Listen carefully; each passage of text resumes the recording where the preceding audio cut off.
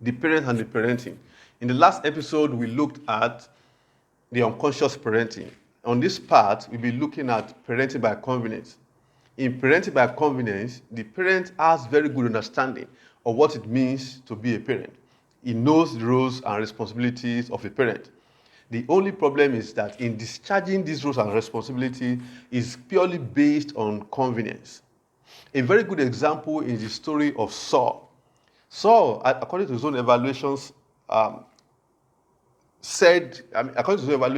David as his enemy, a man that could stop his lineage from maintaining the monarchy.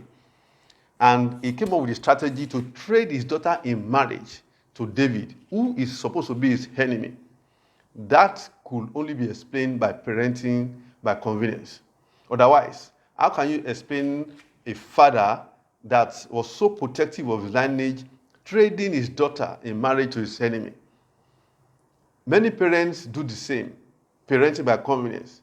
When the scriptures enjoin us to provide for our family, it's not talking about us doing it when it is convenient. It's talking about it in the context of a job that must be done. There are fathers and mothers that will only provide for their children after they've satisfied their own need. That is parenting by convenience, and it's not the scriptural way. Another aspect is in training a child. Training can be very laborious and painful. So for a parent, it might be easier to do the job yourself or get someone else to do it rather than training your child, going through the pain of learning with the child. But if you don't train your child, then who will? Anyone that expects his children to become responsible adults must go through the process of training the child. So when it comes to their spiritual development, you have to create time to study the Word of God together. You have to create time to pray together. You have to create time to make confessions together. It cannot be done when it is convenient. It has to be done whether convenient or not convenient.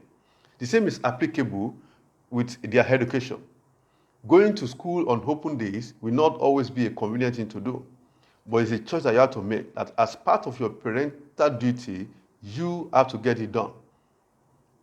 So creating time to answer the questions from your children, whether they are smart questions or they are dumb questions, without destroying the ego, is part of what we have to do, whether convenient or not convenient.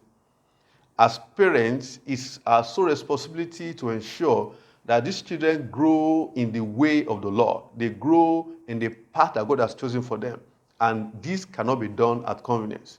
With the help and the grace of God, we will be able to achieve His purpose and His counsel for giving us these children to nurture.